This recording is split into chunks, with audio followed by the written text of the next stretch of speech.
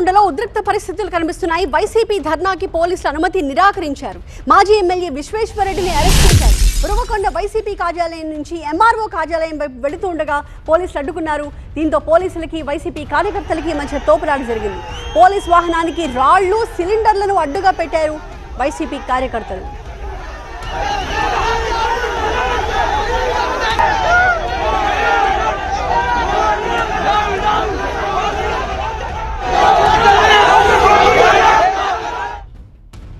నిరసనలంటేనే ఈ ప్రభుత్వం భయపడుతోంది అన్నారు వైసీపీ మాజీ ఎమ్మెల్యే విశ్వేశ్వరరెడ్డి.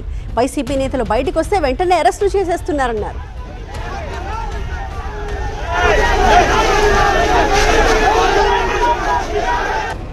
పెద్ద ఎత్తున పయావుల కేసు ఊరు చుట్టూ ఊరు మార్చి దూద కేంద్రాలు నడుపుతారు.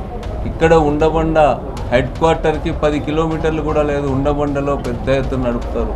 మరుట్లనే గ్రామంలో ఎక్కడెక్కడి నుంచి కార్లలో, జీపుల్లో, టౌన్స్ నుంచి, బళ్ళారు నుంచి, కర్ణాటక నుంచి వచ్చి దూద గృహాలు అక్కడ నడుస్తూ ఉన్నాయి. బెల్ట్ షాపులు ఒక 500 బెల్ట్ షాపులు ఉంటాయి నియోజకవర్గంలో.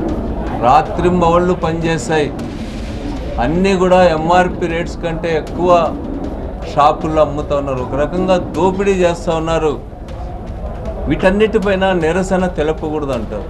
ఇంతమంది పోలీసులు ఒక చిన్న ధర్నాకి ఇంతమంది పోలీసులు పెడుతున్నారంటే ఈ ప్రభుత్వానికి నిరసన అంటే ఎంత భయపడుతూ ఉందో ఆలోచించండి. తప్పుడు పనులు చేసేవాడే నిరసనలకు భయపడతారు. ఒకటే అడుగుతున్నా వీళ్ళందరినీ, ఈ గవర్నమెంట్ 2 ఏళ్లలో పోతుంది అనుకోండి, రేపు ఎలక్షన్ వస్తే ఆడ హిమాలయాలకు పోతారా? మీరంతా ఉండరా? ఊళ్ళలో ఇక్కడ జిల్లాలో ఉండరా?